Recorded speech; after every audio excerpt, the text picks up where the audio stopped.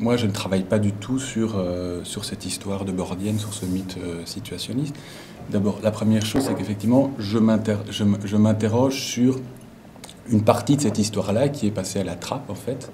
Des étudiants congolais étaient à Bruxelles dans les années 60. Ils étaient dans le cours de Waregem. Waregem donnait cours, en fait, à Nivelles. Et l'un d'entre eux, qui était certainement le plus brillant, il l'a emmené avec lui à Paris. Et cet étudiant a lui-même contacté un de ses amis d'enfance qui était à Paris à l'époque et qui est, lui, un membre officiel de la section française, qui est un autre Congolais qui est décédé. Donc moi, je me suis intéressé à l'histoire de ces deux Congolais qui ont fait partie de cette histoire-là, de manière assez brève, mais de manière assez intense. Et ça a donné lieu, entre autres, à la production d'une forme qui est sur la forme sur laquelle je reviens. Donc, alors ça concerne en fait ma pratique et ma recherche pour le pavillon. Après, le pavillon, c'est pas ça. Le pavillon, c'est quelque chose qui est une invitation avec une dizaine d'artistes qui produisent eux-mêmes des œuvres qui n'ont rien à voir avec l'international situationniste, ni avec cette histoire-là. Donc moi, je reviens sur cet aspect-là.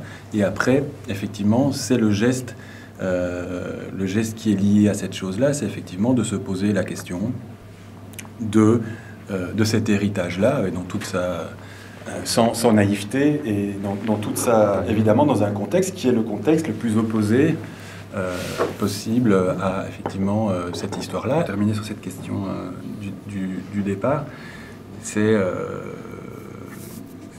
de revenir évidemment sur cet épisode. Je pense qui est intéressant dans ce qu'il a produit comme forme, en fait. Donc c'est surtout un rapport à la forme qui a été produite à l'époque, et c'est une façon de remettre en jeu cette forme-là, de l'interroger actuellement dans un contexte qui est Kinshasa, aujourd'hui, dans un moment de rencontre avec des musiciennes congolaises, et tout ça, ça fait partie de son auteur, et donc ça fait vraiment partie d'une réflexion sur ce moment-là, sur la transmission de cette histoire qui évidemment ne se passe pas plus ici que là-bas.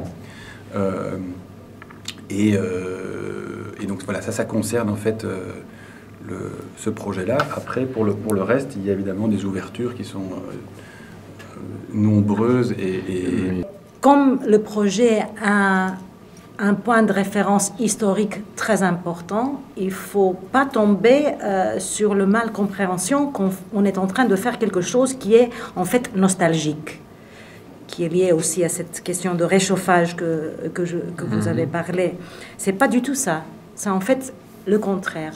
Ce qui nous intéresse, en révisitant les histoires avant-gardistes et les mouvements révolutionnaires comme le situ, c'est en fait de reconsidérer cet héritage du point de vue du présent. Et de regarder ces héritages-ci pour interroger qu'est-ce qu'on peut apprendre aujourd'hui. Pourquoi? Parce qu'on trouve, je pense tous les deux, qu'on est dans un moment qui n'est pas trop loin de ce moment de malcontentement de mai 68. Si on considère par exemple les luttes antiglobalistes, le Occupy Wall Street mouvement qui partage beaucoup dans une stratégie avec les situs, les manifestations contre l'austérité au sud de l'Europe, c'est absolument sûr qu'on est loin aussi du moment d'euphoria de 1989 et on est vraiment dans un moment où on est tous face à face à une crise très très profonde qui a aussi un autre côté, c'est le côté du finance et de la dictature du finance. Et pour moi, de revisiter les questions comme ça, c'est tout à fait relevant pour le présent.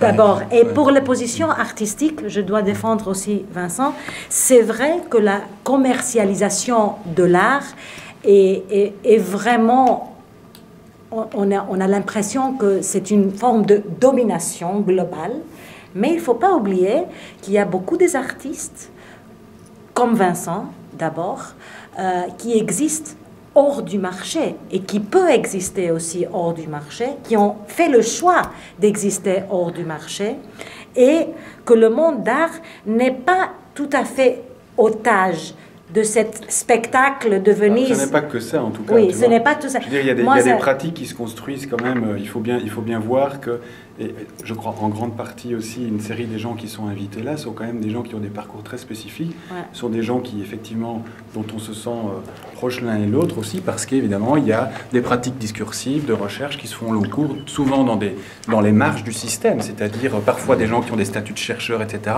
parfois des gens qui sont beaucoup plus présents en institution. Il y a plusieurs artistes qui ne sont pas représentés par des galeries qui sont là. Il y a encore moyen aujourd'hui de produire une pratique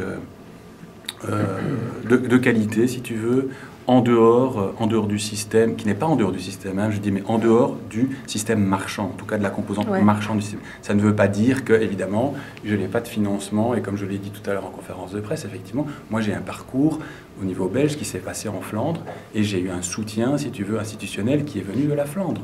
Donc voilà, ça c'est la réalité de ma situation, de mon parcours d'artiste, alors que je suis un artiste francophone à la base, mais voilà, peut-être en dialogue avec une autre communauté, etc., après avoir aussi eu un parcours en résidence là-bas, qui a fait que progressivement, enfin pas progressivement, en fait très rapidement et de manière très très soutenue, j'ai travaillé en Flandre de manière continue, quoi, si tu veux.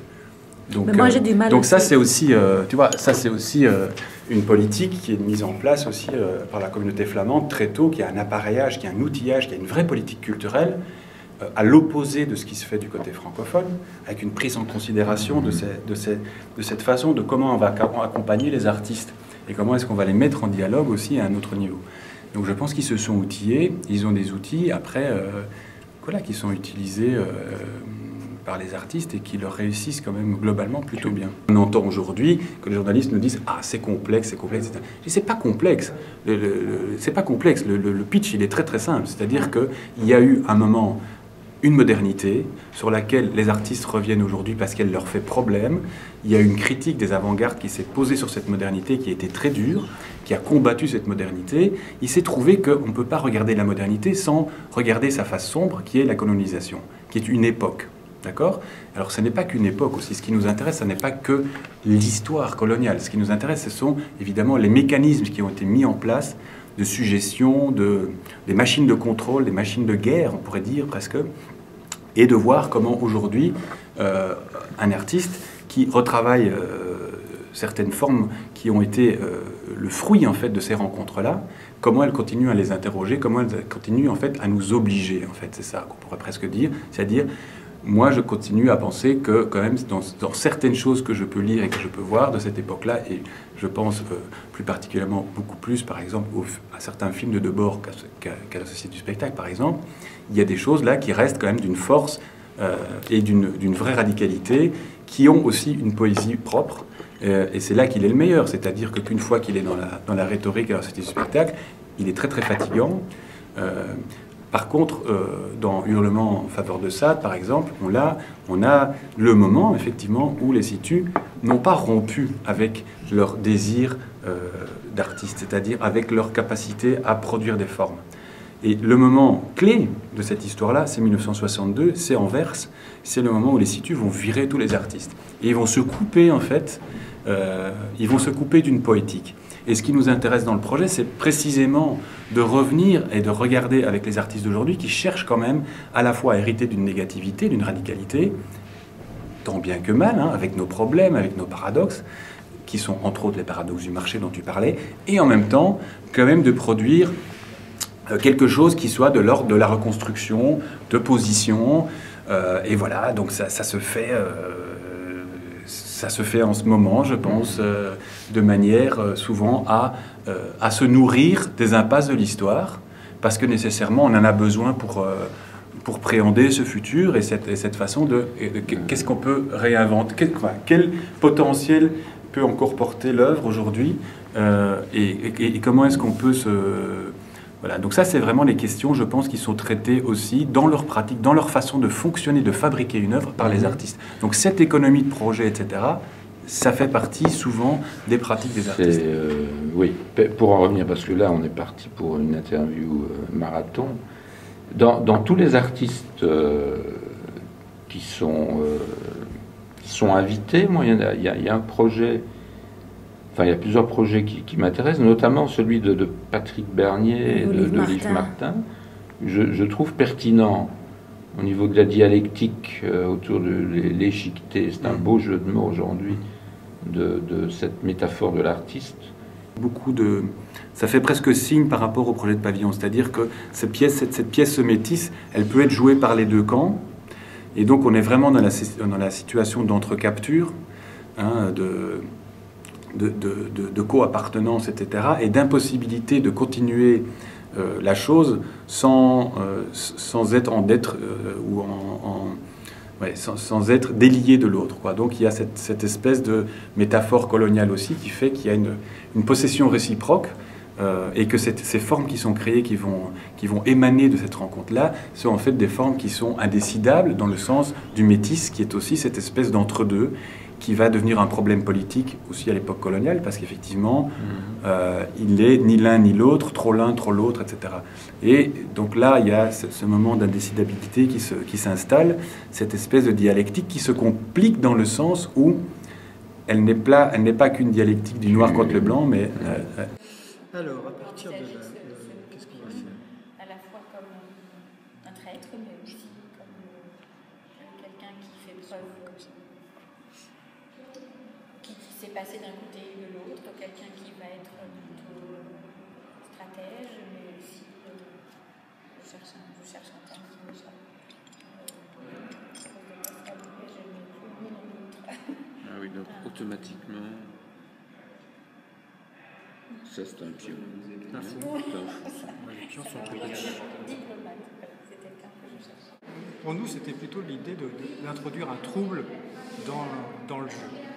Pas forcément d'en faire un jeu paisible, parce que les jeux paisibles finalement sont assez pénibles à jouer, et plutôt d'introduire le trouble que tu ressens quand tu joues. Oui, ça coince, ça. Cette espèce de mal-être. Je dirais pas de mal-être, mais de pas savoir sur quel pied danser, d'être déstabilisé. Oui, voilà. Déstabilisation. Je pense que c'est une bonne... que l'art déstabilise, je trouve ça c'est pas mal. C'est un bel objectif en tout cas.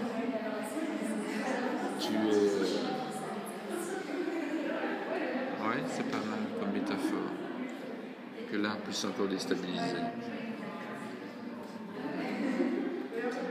Une histoire familiale. Son grand-père a été administrateur colonial en Afrique de l'Ouest et jusqu'aux indépendances. Il a fait toute sa carrière là-bas en fait.